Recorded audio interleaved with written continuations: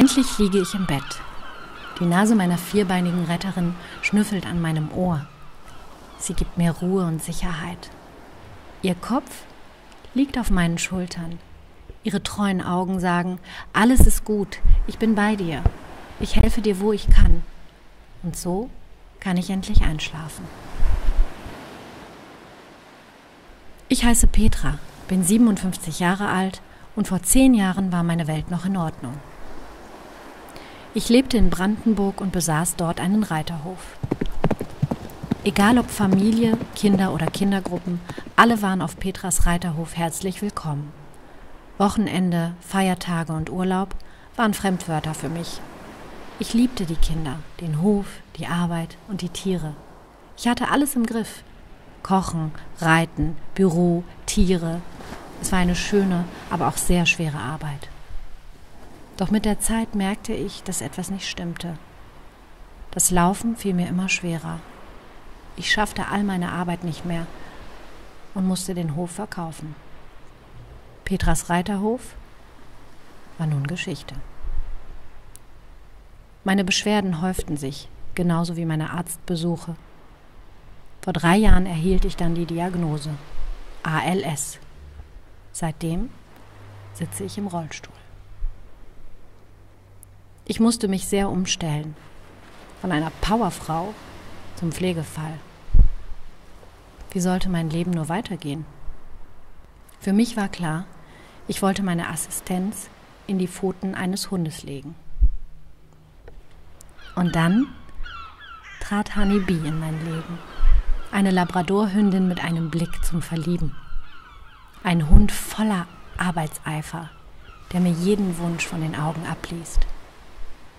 Eine Woche lang begleitete mich die Trainerin und zeigte mir den Umgang mit Honey Bee. Sie öffnete mir die Türen, holte mir das klingelnde Handy, drückte Ampel- und Fahrstuhlknöpfe und hob alles auf, was ich runterfallen ließ.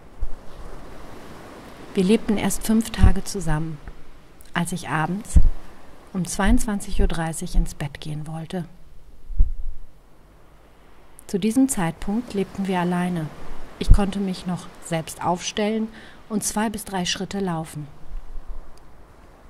Draußen waren Minusgrade. Das Fenster war offen und ich hatte nur ein Shirt an. Und dann passierte es. Ich stürzte beim ins Bett gehen und konnte mich von der einen zur anderen Minute nicht mehr bewegen. Ich schrie vor Schmerzen und rief um Hilfe, aber keiner hörte mich. Ich lag vor dem Bett, kam nicht an mein Handy und konnte somit auch keine Hilfe rufen. Was wird mit mir? Wer wird mich finden? Wann hören diese Schmerzen nur auf? Und dann kam Honey, welche schon im Wohnzimmer geschlafen hatte. Mit einem Satz sprang sie auf das Bett, fasste sich das Kopfkissen und warf es mir in den Schoß. Sie merkte wohl, wie ich gefroren habe. Vor Schmerzen konnte ich kaum noch sprechen und keine direkten Kommandos geben. Aber sie verstand mich und brachte mir mein Handy. Somit konnte ich die Feuerwehr rufen. Zum Glück hatte ich keine ernsten Verletzungen. Seitdem ist ein Jahr vergangen. Wir sind zu einem guten Team zusammengewachsen. Honey ist stets an meiner Seite und hilft, wo sie kann.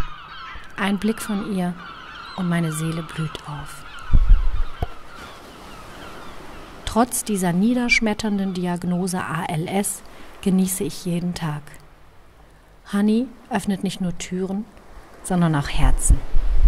Als Rollstuhlfahrer ist man meist Außenseiter, aber mit einem Assistenzhund an meiner Seite wird man für seine Mitmenschen wieder interessant. Trotz ALS hat mein Leben auch einen neuen Sinn. Ich bin Patenbeauftragte für Reha-Hunde Deutschland e.V.